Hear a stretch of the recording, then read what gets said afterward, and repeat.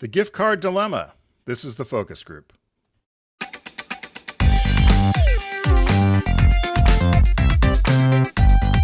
They're all business, except when they're not. It's the focus group with Tim Bennett and John Nash.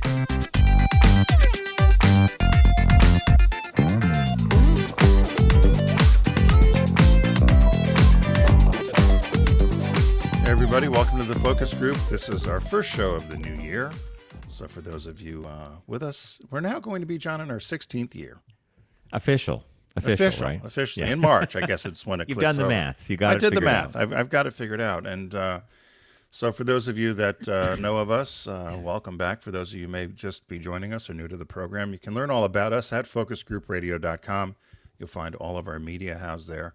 Also, our YouTube channel. John, I mined the YouTube channel for a couple of videos. We were off last week, so I put up a couple of oldie but goodie interviews. I think you did Aunt Barbara, right? I did Aunt Barbara, who's always a fan favorite, and then I did Terrence Noonan. Remember, he was the executive producer of Rosie in a number of shows. It was a great interview. I actually enjoyed listening to it again. And so we had an interview with him when we were out of our studio in New York City. Well, same with Aunt Barbara. The studio, darling. Click, click, pop specs. There was one I was going to post. It was it had the boys in the booth in it. And it was about The camera switched. You could actually see. Yeah, they were arguing with us about whether a dog pooped on access or not, north-south access. But no, bad one. All right, do you ever get anything off eBay?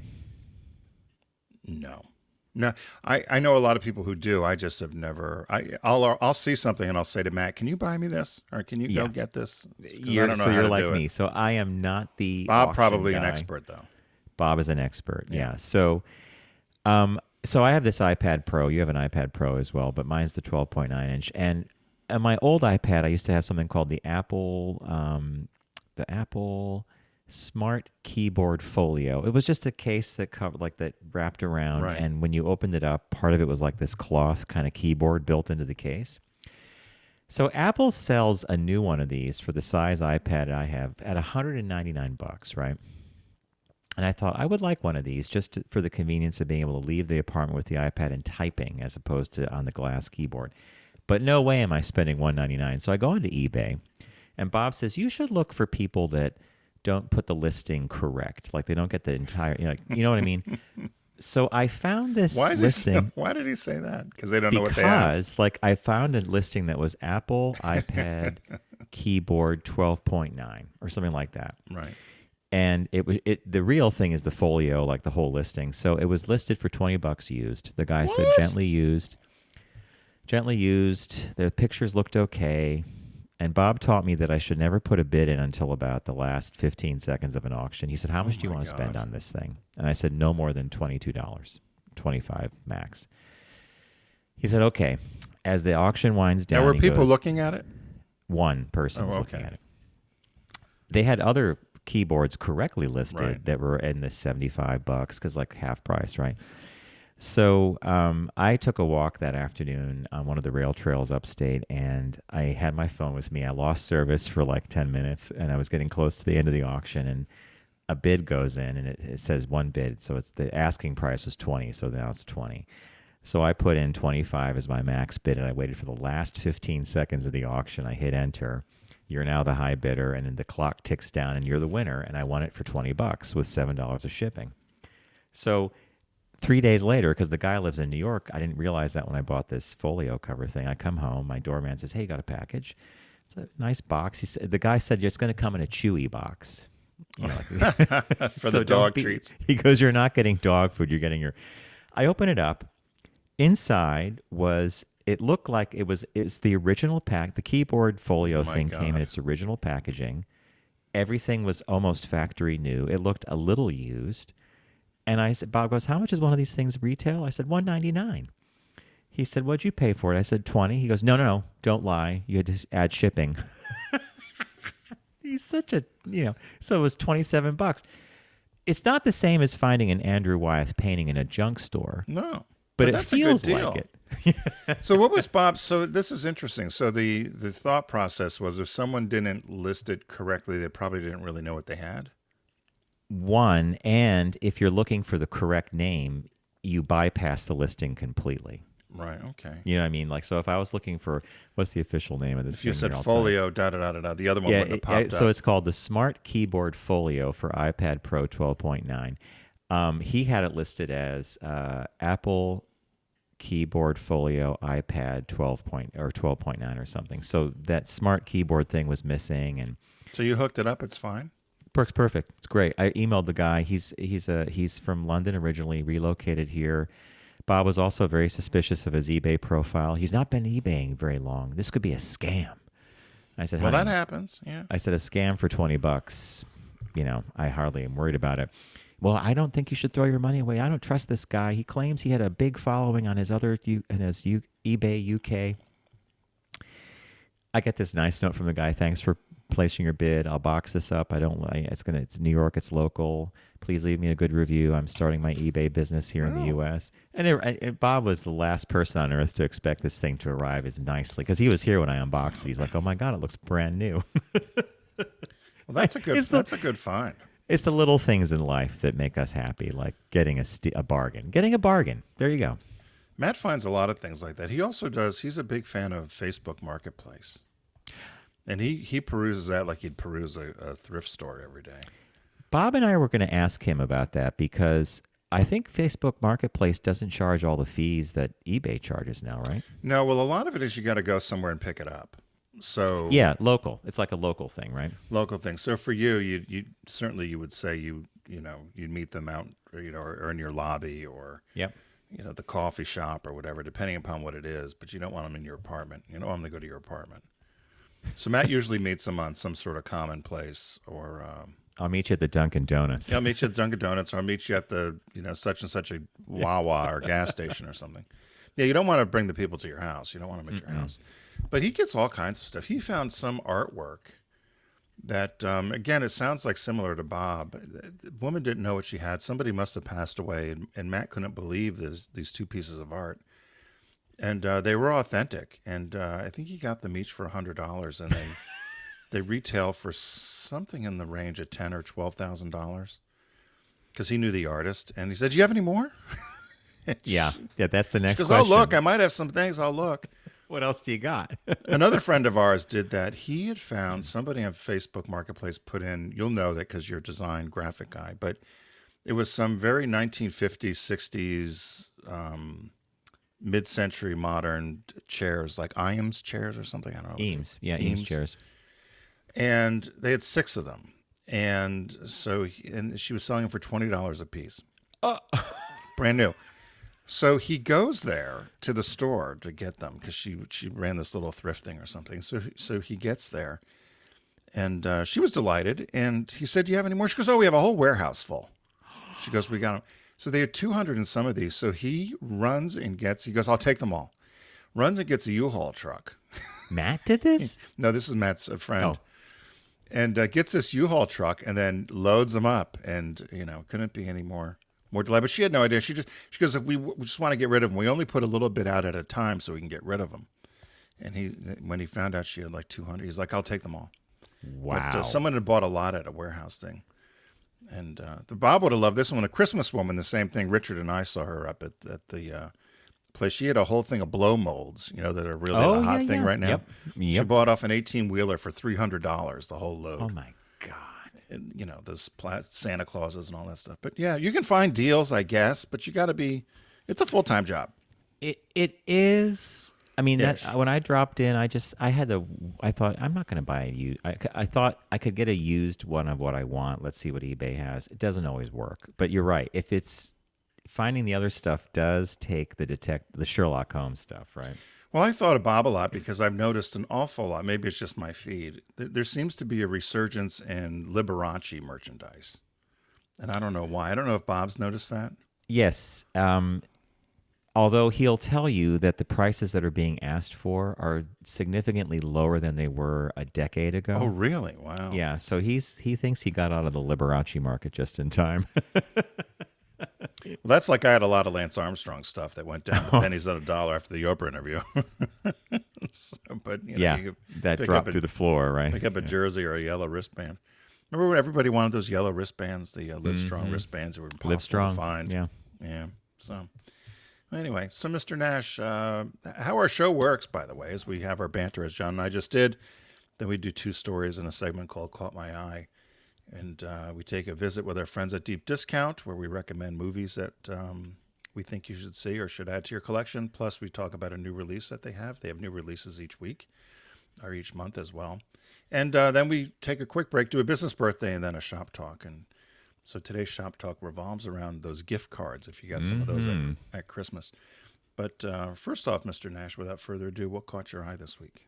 What caught your eye? Here's what Tim and John found. You might have seen this story pop up. So an employee of a regional Burger King finished his job. He was there for 27 years, if you could believe it, and he never missed a day of work. Oh my gosh.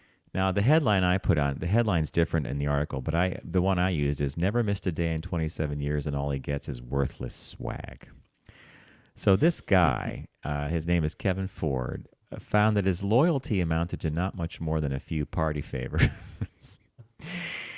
He never missed a day of work in 27 years, and he went viral this summer after posting a TikTok video that showed his company's recognition of the fruits of his labor: a movie ticket, a backpack, a Starbucks cup, a couple of pens, and a handful of candy. So someone like a local manager was like, we'll put together a little gift pack for the guy, but it was like worthless swag, right? While he expressed gratitude for the gift, many online commenters felt that the goodie bag didn't scratch the surface of what he truly deserved. After all, he was showing up at work for 27 years, never missed a day. His daughter, Cernia Ford, created a crowdfunding campaign on GoFundMe looking to raise an extra $200. That's all she wanted to do, so that he could visit his grandchildren. In the bio on the campaign page on GoFundMe, she explained that Ford was able to put all 4 of his daughters through high school and college with full health care coverage thanks to his ununionized job at Burger King. Donations poured in, and get this, the GoFundMe page raised $446,000. What? Wow. So they gave that to him, and this is the other part that I was intrigued by because I've always wondered about this. It said, while GoFundMe taxed a large portion of the gift, so it must be like a gift tax or like a winnings thing, like maybe almost or 50%. Income? Do they do it as income, or is it more like that's a great question. Yeah, I would think it might be taxed as like a win, gift, like a lottery?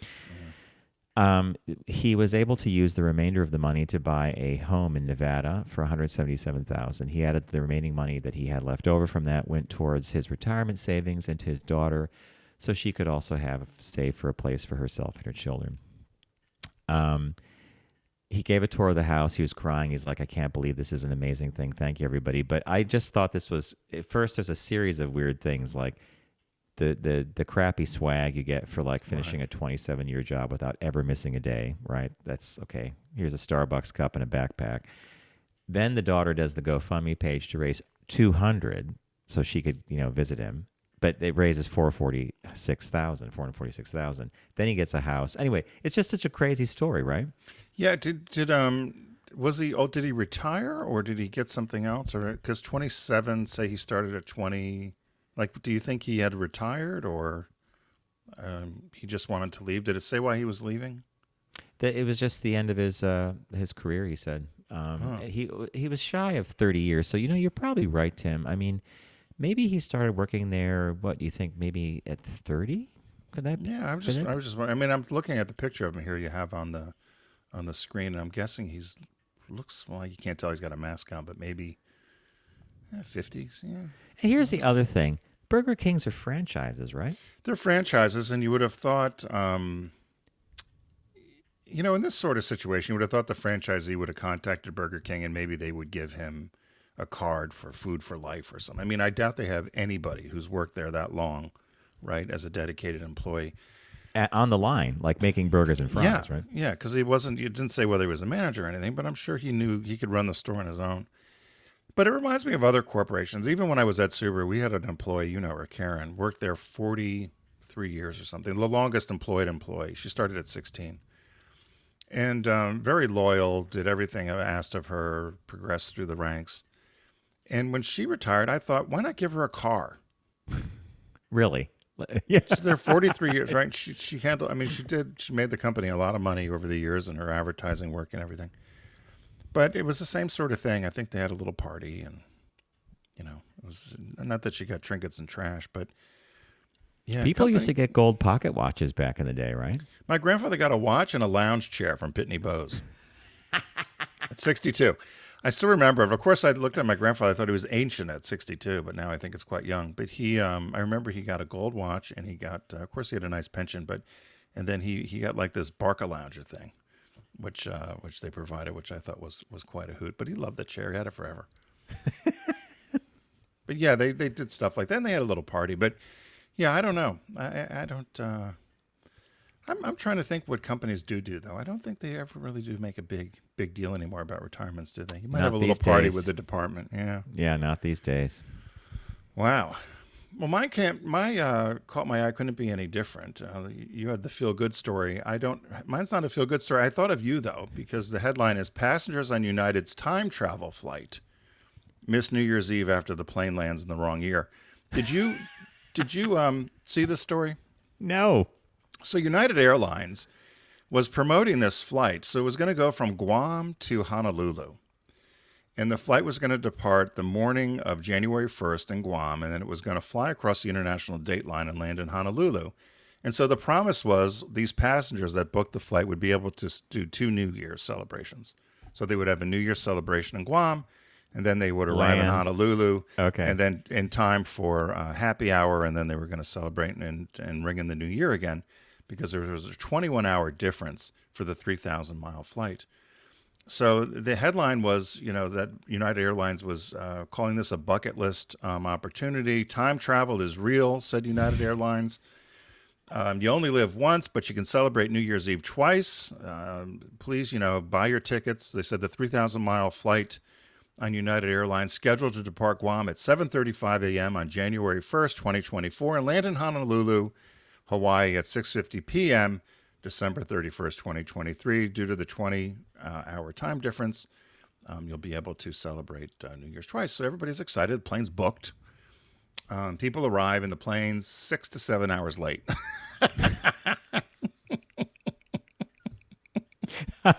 How typical is that? I can't even right? laugh. Right, so people are arriving at the airport. They said it was a festive. They said ecstatic passengers on the time machine flight were left fuming. It said they were dissatisfied with how this was promoted. United didn't respond to any questions as to what happened. They just said, "We'd be happy to book you on another flight." And they just said, this was a bucket list trip. We were celebrating it was this New Year's flight. This was this, you booked You got advertised 2 New this. Years, right? No, you advertised this. So they said that by the time the plane took off, they landed in Hawaii on the morning of January 1st. So there was no time travel. I'm laughing about it because couldn't you see this happening? Yes. I mean, yes. Anyway, it did not go as planned. United Airlines had no comment. So I just think so. The idea was that you leave on January. You have New Year's in the time zone that you're in. You Guam. get on the plane, you cross the international date line, and you're going to celebrate the New Year again because you went back in time because you went around the globe. Yeah. Right. So they left the morning of January 1st in Guam. So it was 7:35 a.m. So you would have celebrated New Year's in Guam. And then you were going to, in that morning of January 1st, jump on the plane. And because of the date line, the 20-hour time difference, it was only a 3,000-mile flight. So you were going to land in Hawaii in time in the evening. So you were going to get there on the 31st in Hawaii in 2023. And the timing of time that is difference. critical. That's why those 6 or 7 hour delay would have screwed it all up, right? Yeah, it said the plane ended up leaving more than 6 hours late, landed in Honolulu at 12:34 a.m. on January 1st, not on the evening of December 31st, as scheduled and advertised. Ecstatic passengers on the time machine flight were left fuming. They missed it by 30. I would have loved to have seen the people getting off the plane. First of all, I wouldn't even have taken the flight at that point, I guess. I don't know. People were fuming. Unless they were partying and they didn't realize, they thought maybe the captain could make it up. I mean, And then could you imagine being in the United PR department? Like, what are we going to do with this? Why don't we say nothing? It's just going to go by the wayside. They can have another flight. Well, when people were complaining that they weren't going to make it to Honolulu, they said they could book you on another flight. They're like, the whole point of this was a time travel flight. You advertised it as time travel. So there you go. Poor things. Oh, my God. But I thought of you because you would want to do something like that. Yes, but I wouldn't want to be like, I wouldn't want it screwed up by like a late flight, right? I thought it was, remember Live Aid in 1985? I think it was Yes. Elton John and a couple of other acts. They sang in England, and then they flew the plane back to New York City and got to Philadelphia in time to continue the show in Philadelphia. It was Those are the sort of days. thing. Yeah. Back the Concorde. I never flew on that. I would have liked to have flown the Concorde. Have you and I went to see the Concorde and went inside of one of them at one of the Air and Space Museums out by Dulles, I think it was when we were at VW. Remember how tiny it was? It was like being like in a pencil. Yeah. It was like being trapped inside a ballpoint pen. Yeah, exactly. I was in the Concorde Lounge once, quite by accident, not dressed appropriately, when they used to fly it at a Heathrow, and I still remember that they pulled it right up to the windows, and the windows opened, and the people. It was so glamorous. And The Concorde. yeah, it was something else. So, but anyway, time travel flight maybe next year. So we'll have to see. Yeah. So hey, many of you know that Deep Discount's a partner of ours here on the Focus Group. There's tens of thousands of items on sale there. There's movies, music, games, collectibles, and more. And they're having a New Year's sale going on right now. And you can get there by going to focusgroupradio.com, clicking on the Deep Discount logo. The New Year's sale continues through January 15th. So if you're listening when this is released, you'll have plenty of time to get over there and check out the movies we talk about, plus the new releases, which are out this month. So, Mr. Nash, what did you find at Deep Discount? Bob and I are now big fans of The Gilded Age on HBO. Oh, so yes. this takes place in the late 1800s. Julian Fellows, creator of Downton Abbey, is responsible for this. And as a result of this, I have been kind of going through Gilded Age mentality and thinking about books and stuff. And I picked a movie called The Age of Innocence. Now, when this first came, it's a good movie. Martin Scorsese directed it. It stars Daniel Day-Lewis, Winona Ryder as Mae Welland. It's got some great, Michelle Pfeiffer's in the cast. Geraldine Chaplin, which is Charlie Chaplin's daughter, is in there. Richard Grant's in it. Came out in, I don't want to say what year it was. It was original year 93, it says. 93, okay. So the reason I like this, and I'd like to pick this up, is Criterion released The Age of Innocence, which means we always say it's like a broken record, cleaned up print, great audio, and wonderful extras. So since this takes place in the same time period as The Gilded Age, I thought since that show has now ended its second season, you can continue the joy by buying The Age of Innocence from Criterion. Did you watch all of The Gilded Age second Yeah, season? we loved it. We're actually watching the second season a second time through right now. Okay, I started and I didn't finish, and I need to. We started the original first season, stopped, went back to it, and decided to Start just again. like to give it, and then we just fell in love with it. And what we really like a lot is Bob, of course, gets kind of picky with things like that clock wouldn't have existed back then. He's one of those people. Like but the costumes, the sets, the acting, we just love the whole thing. They said a lot of it. They made the sets out in Long Island, right? Was that true? They have a 5-year or 6-year lease on a place on Long Island where they built part of a street, which has the two houses, the Russells and the Van Ryns. I mean, the set's magnificent. Incredible. It's just- And then they also film in Troy, New York, which has apparently got a lot of these old downtown buildings still very much pristine and in good condition. So we like the show, and as I said, The Age of Innocence is a good continuation. Cool. I picked something quite different. The Adventures. I love what you picked. The Adventures of Priscilla, Queen of the Desert, initially released in 2011, but you can get it on Blu-ray for only $13.03. It's great to add to your collection. The original movie came out in 1994, and I'm sure most of you know, but it's an Australian road comedy film, and it follows two drag queens and a transgender woman as they journey across the Australian outback from Sydney into a little town called Alice Springs on a tour bus that they named Priscilla. And it's kind of the tales of all of the people they encounter and the groups and individuals along the way. aside from it being a fun movie, it also has probably one of the best soundtracks you'll ever find in a movie. Everything from Go West to Billy Don't Be a Hero, I Love the Nightlife, I Will Survive, Shake Your Groove Thing, Mamma Mia, and I'm so glad you picked many this. others. One of our favorite scenes is the ping pong ball scene in the bar. Oh, my God. We'll leave it at that. I remember, when I saw it the first time in Philadelphia, it was, there was a, was she Vietnamese or Asian or Thai or something? Mm-hmm. And there was a family sitting in front of me that obviously the language was their first language. And they were laughing so hard. And a friend of mine had known some Vietnamese or whatever, and he was translating. And it made it even funnier for me because they were talking about how they remember this from places. I'm like, this can't be true. But when you and I had seen it on Broadway, remember we were trying to figure out how they were going to do it? Yeah. And we were laughing so hard, I thought it was going to bust a vessel. Now, you're funny you bring up the Broadway show as what I would call a jukebox musical, where they would go from song to song to song. Just to remind folks, this movie came out in 1994, and you have to, that time period, HIV/AIDS, a lot of the same cultural crap going on against the community today, or as it was then. This was like a shining light, and the movie encapsulated a lot of that really well because there were some really tense moments. But that ping pong ball scene is just over the top, and they did a great job on Broadway too. Oh my God, I was shocked that did not last longer. I know it went out to Vegas, but I was shocked that it didn't last longer. Were you or no? Anybody who things don't seem to last long on Broadway anymore, do they? Some shows do, like Book of Mormon's still there, and there's a bunch that are still there. But this one was a unique. I think it had an audience that was sort of, you hit a ceiling with the audience with Priscilla Queen. You know what I mean?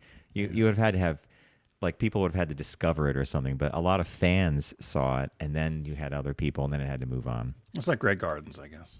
Yeah, you have to be in the know, right? Yeah. So what's the new release this week?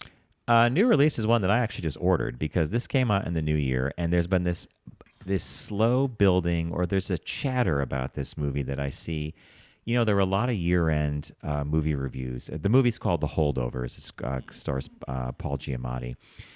And a lot of end-of-year movie critics were like, this should be your top pick for 2023. This should be the movie that wins best. This is like, a lot of good critics said this movie just came in under the radar. You really need to see it. You're going to love it. And so Paul Giamatti plays a curmudgeonly instructor at a New England prep school who is forced to remain on campus during Christmas break to babysit the handful of students who have nowhere to go because they have to stay over the break. Eventually, he forms an unlikely bond with one of them, a damaged, brainy troublemaker, Dominic Sessa, and with the school's head cook, who has just lost his son in Vietnam, Divine Joy Randolph. So this is on my list, and it's not just on my list. I ordered it on Blu-ray from Deep Discount. Can't wait to watch it because, as I said, it popped up all over the place. Like, this is a movie you have got to see. I should know because I've seen it. Is it a comedy? Or you know what? Is it a comedy like The Breakfast Club, sort of, which wasn't really I think it's comedy, sort of like Breakfast Club meets Dead Poets Society. Right. Like these unusual characters become friends and life-changing and all that stuff. There are some clips I've seen in the movie where Paul Giamatti appears to have an eye, a drifting eye. And, and in fact, some of the students call him Walleye. Like, his nickname as a teacher is Walleye something. In real life, he doesn't have that. So he must have had to wear contact lenses for that. Can you imagine acting with a lens that is changing the direction of your eye? I mean, anyway, let's recap, folks. It's the New Year's sale. Welcome to 2024. It's going on until about January 15th. Even if you miss the sale, we always say there's plenty of stuff to get at deep discount, and there's usually always something on sale. This week, I picked The Age of Innocence, Martin Scorsese directed film that came out originally in 1993. Gilded Age stuff, if you're a fan. Tim picked The Adventures of Priscilla, Queen of the Desert. So glad this popped up because, again, this is well worth a rewatch. This is just a wonderful movie, and the soundtrack's fantastic, as Tim noted. And the release this week is The Holdovers, starring Paul Giamatti. Just came out. This came out earlier, so you can order it right away. We always say visit focusgroupradio.com and click on the deep discount logo to start your shopping experience. We want to thank them for partnering with us here on the Focus Group. We are going to take a super quick break. When we return, we have a business birthday and shop talk about gift cards, the unused gift cards, and what that number actually is. Be right back.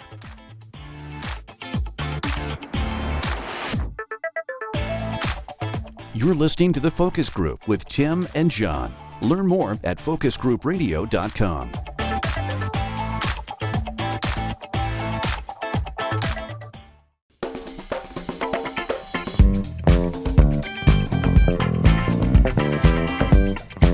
Now back to The Focus Group with Tim and John.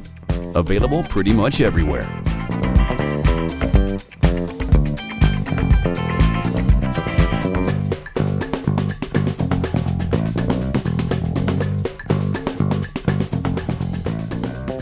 Hello, everybody. Welcome back to The Focus Group. Tim Bennett here with Mr. John T. Nash. And without further ado, it's time for our business birthday. Everyone does celebrity birthday greetings, but the Focus Group is the only show in the universe that celebrates business birthdays. So, Mr. Nash, born today, January 10th in 1801, Thierry Hermes, or as some people say, Hermes, but Thierry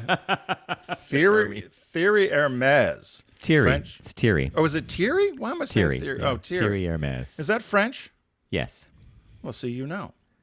So Thierry. So here I'm making fun of Hermes. I'm saying the first name wrong. So Thierry, or you might say Terry if you lived in the United States. Thierry Hermes. You might, yeah. He's a French businessman who founded Hermes International and acquired the title as fashion house designer.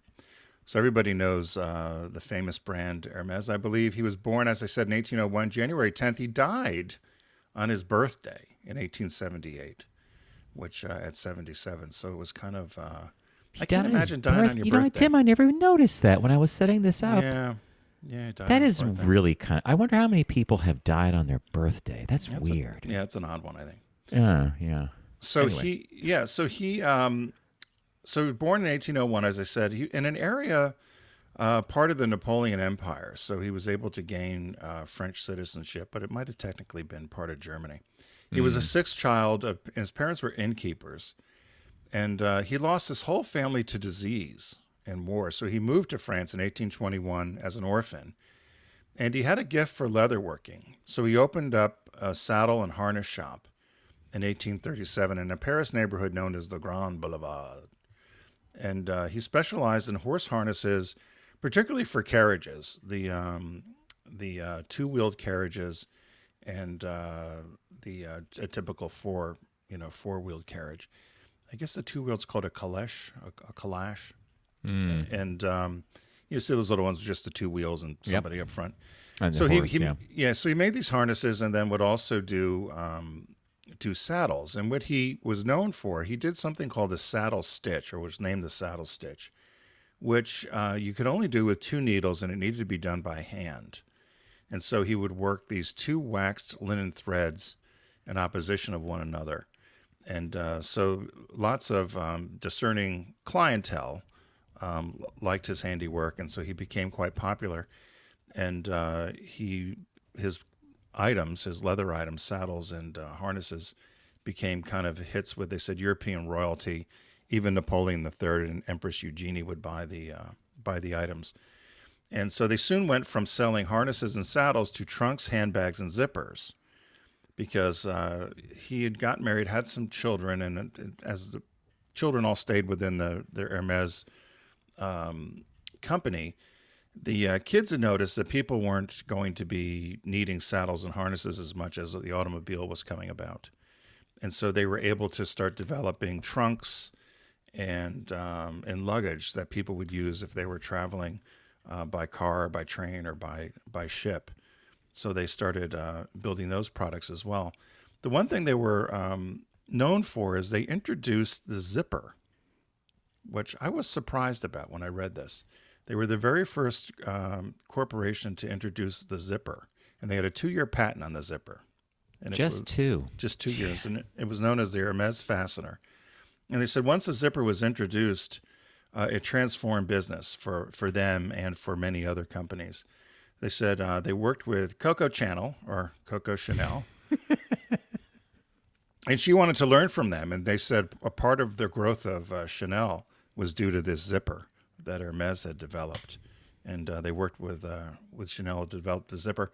The company had great success. It's worth billions of dollars currently, about $12 billion, I believe. Or no, I'm sorry, $230 billion. That's what they said that it was worth, which seemed to be high to me. But it's 80% owned by the family. And so they're the third wealthiest family in the world. I think the number one is probably the people who own BMW. But they said that many innovations that Hermes had developed are still in use today. They still mentioned the zipper. They also said they had actually taken the jockeys' blouses, so the jockeys that were racing horses, and that's where the scarves came from. They took the jockeys' blouses that they wore and developed them into scarves, silk scarves, which everybody knows the famous Hermes scarf. And then they also launched items including the large crocodile handbag known as the Kelly bag, named after Grace Kelly. And then there was the Birkin bag, which is quite popular. They sell from anywhere from 10,000 to 100,000 or 500,000. Is that the one you're showing in the, or is that the crocodile? No, the Birkin is the one I'm showing because that one they just developed in 1994.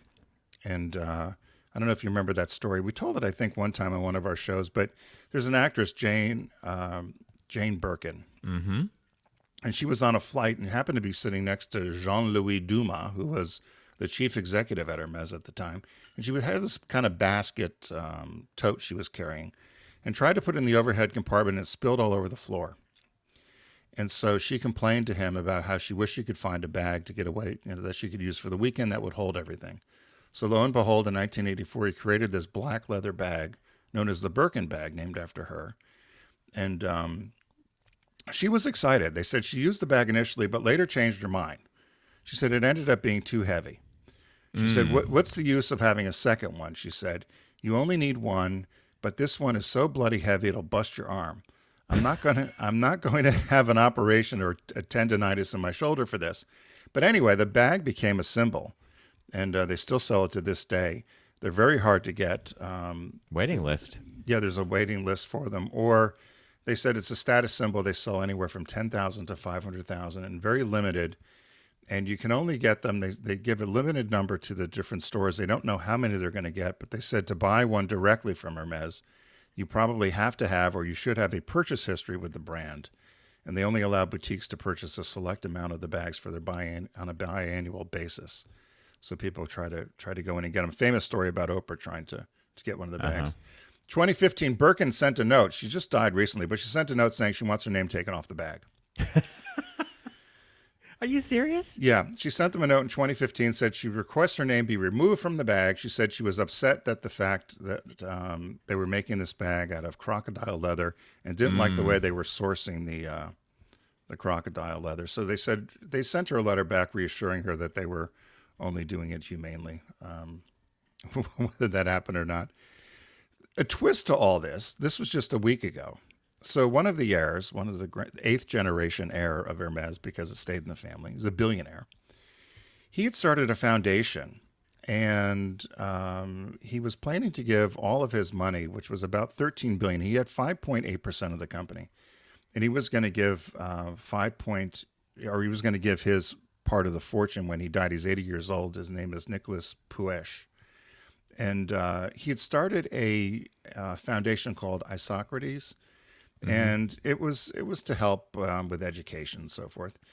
But he decided he didn't want to give the money there. Now, they're all waiting for this money. But he decided, and the story was dancing around. This came out of CNN. He's decided he's going to adopt his middle-aged gardener. He has no children, nobody to leave his money to. But if he had, there's some little clause within how the money was going to be divided, that if he died and had an heir or had children, they could get the money and not the foundation. So now the foundation's waiting for this. Imagine you're waiting for $13 billion to come, and all of a sudden this gardener steps in, which they described him as his servant, former gardener, and handyman, has stepped in, and he apparently now is going to get the money. They said the contract, because he has no children, that this man now is eligible for all the money, and the family is trying to figure out what they're going to do about it, as is the foundation. So he's decided. Tim, it's a first-class air story. The curtain is drawn, and it's first-class air, right? Yeah. So I was right. So Hermes, they said, is worth a valuation of $230 billion. Yeah, it's unbelievable. Luxury brand. Yeah. So can you imagine, though, all of a sudden you're this big foundation, right, waiting for $13 billion. Can you imagine? And all of a sudden you find out, man, he's decided he's going to leave it to his gardener. Who he's going to adopt. He's adopting. Who's middle-aged. I wanted to see a picture of the gardener. They didn't have a picture of the gardener. I can't. Tim, you can't make it up. You can't make it up, right? No, and they said he had no heirs that they knew of. Now, there are some family members, I suppose, but there was no particular heir or children he could leave this to. So they said that he wished to adopt his employee. So, the what was it? The Birkin is the okay. So you and I both have, not from Hermes, but you and I both have Coach leather overnight bags that are heavy. And I took mine out the other day. I thought I was going to use it for something. The bag is actually quite heavy. So she has a point. Luggage, it's just one of those weird things, right? Well, that's why the wheelie thing is important. You and I were in D.C., and I think we had those Coach bags. And we were walking somewhere. I remember dragging them. We're like, these damn things are heavy. They're heavy. We were in Union Station. You're like, just drag it. Yep, dragging the thing to the train. Weren't we somewhere, too, and the wheel broke? That was Chicago. That was Peter. I think the wheel broke and this thing on one of the roller bags? Yeah. I'd love seeing that. I would love seeing that thing spark along, right? So happy birthday to, how do you say it, John? Thierry Hermes. Yeah. I would like to be a part of a family that invents something like that. The zipper and the bag. Do you have any Hermes items? No, I've given him as gifts. I gave my sister a scarf 1 year, my mom something 1 year, but no, nothing pops up from Hermes. Okay. So our shop talk this week, I had found this. This came from CBS, and the headline was, "Here's what happens to the billions in gift cards that go unused every year." So they said more than half of Americans will get a gift card for Christmas. You get any gift cards at Christmas? No, this year I bought some, but I didn't get any. Yeah, you bought some, but they said gift cards make a perfect Christmas present or a stocking stuffer, assuming that you remember to use them. Yeah, they said Americans spent $30 billion on gift cards this holiday season, according to the National Retail Federation. Restaurant gift cards are the most popular, making up for a third of the sales. And they said most gift cards are redeemed through a group called Patronics, I guess, which tracks the restaurant gift card sales. They said 70% of the gift cards are used within 6 months. And but they were talking about what happens with cards and how you can pay attention and use them. The one thing I thought was pretty cool, I never heard this before, was the National Use Your Gift Card Day, which they said is a 5-year-old holiday. That was a new one on me, too. Yeah. So it was created by a PR executive and now backed by multiple retailers. And so January 20th, 2024 will be National Use Your Gift Card Day. So they talked about many people that have gift cards that either don't use them and whether they start taking money off or they expire. Many states now are trying to push back on letting these things expire. But did you ever have a problem with a gift card you had that never worked? I've had a couple. I don't know if you remember. Maybe it was 2 years ago. I had a gift card that was like a Visa gift card. Yeah. Bought it at CVS. I was going to use it for something, use it for stuff, and by the time I used it, like a week later, the woman at the cash register says, "There's nothing on this card." I'm like, "That's impossible. It's brand new." Turns out that whoever was at the CVS must have given that number when it activated to someone who used the number and bought a bunch of stuff because there was a record of the purchases. I'm like, I didn't make these purchases. So there's A. B, if you get a cash card from somebody, sometimes it's a pain in the ass to get the cash off. Like, what happens if you have $4.36 left on one of these cards? You may not care about it, but think of duplicate that over like a million cards. And then the store cards have always been problematic to me because you have to want to go to that store and you have to want to get stuff from the store, right? Yeah, they said so many people won't use the store cards unless they'll save it for a special occasion. I found I had one, that $100 Bed Bath & Beyond card. How long did you have it for? Which I found in her drawer, and it ended up being useless because they filed for bankruptcy, right? And so then right, the cards that's weren't the right. cards weren't good, and I was furious. I was mad at Richard because I said I told you this was there if you were going to buy. Bought shit there all the time, and they are talking about now that companies that do either decrease the value of the cards or the cards expire. There is a thing now where they're making states actually pay for that, which was again unheard of to me. That was the one where they said that people could, if there was breakage or whatever, that people could go back after them. They said Starbucks reported that they made $212 million in revenue from breakage in 2022 alone. So you give somebody a Starbucks card, it's like you said, maybe there's $1 left on it. What can you get at Starbucks for $1? Nothing. So, right. So if you had $1 Maybe something, a straw. Right. but that's a lot of money, and they actually use that to the bottom line because they figured out how much breakage they were going to have on people that weren't going to redeem these cards, a historical number, which is incredible to me. I actually did do one of those. Here it is. It says 19 states now are making people go into the unclaimed property programs to return money from unspent gift cards. Did you ever check one of those unclaimed monies? Did anybody ever tell you? Yes, Tim. Did you get any? No, when this first came out, that you could put your name in and see like tax returns, refunds, like all this stuff. I thought it's payday. No, nothing. Did you get something? I did. I got $350. So I typed in and it said it did, and then it gave you the option. I had to pay. I forget how much I had to pay. $75 or something. But they said that. For the service, that they said it's over 100 or it's over 500. They give you a number that it's over, so to make you decide whether you want to spend the money or not. And so I did, and it was not what I thought. It was some insurance check from when I moved from Minneapolis, from Minnesota to Chicago, and something with my health insurance that was overpaid by $300 and some dollars. And there was this check from Blue Cross for $350 they sent me when I was living in Pennsylvania, 12 years later. So that was That's kind of snaky having you pay to get paid.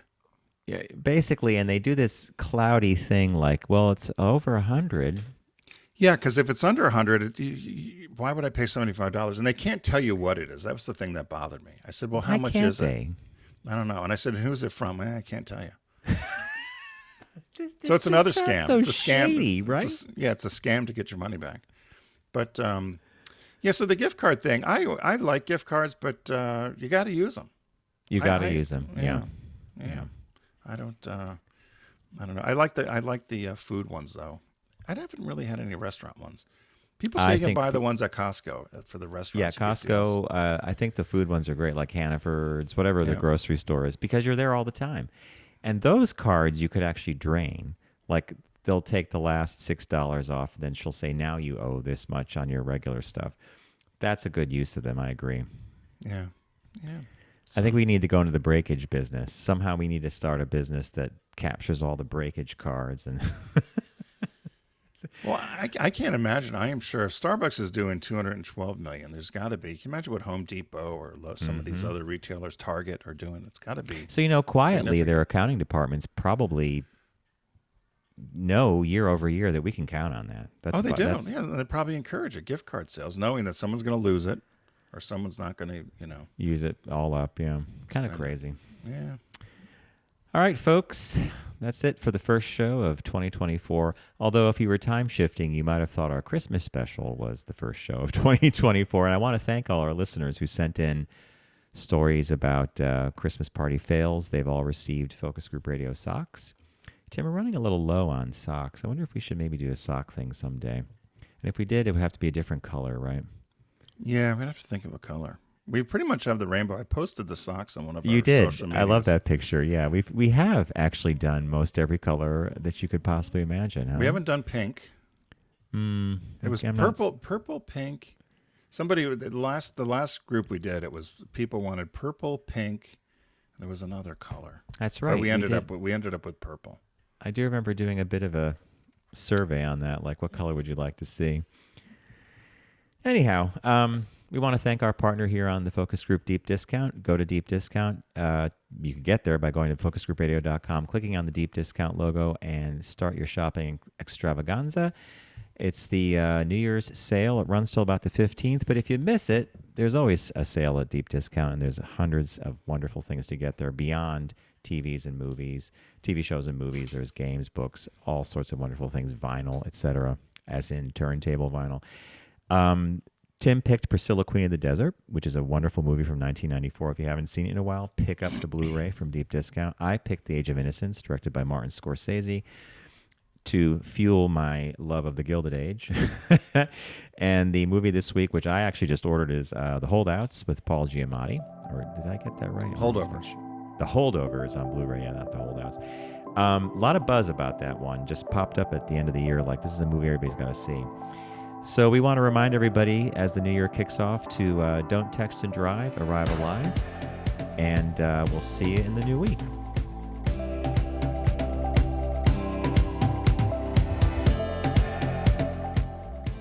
It's The Focus Group with Tim Bennett and John Nash. Accessible on all platforms. Subscribe, like, and rate us on your platform of choice. Learn more at focusgroupradio.com. That was a stunning focus group.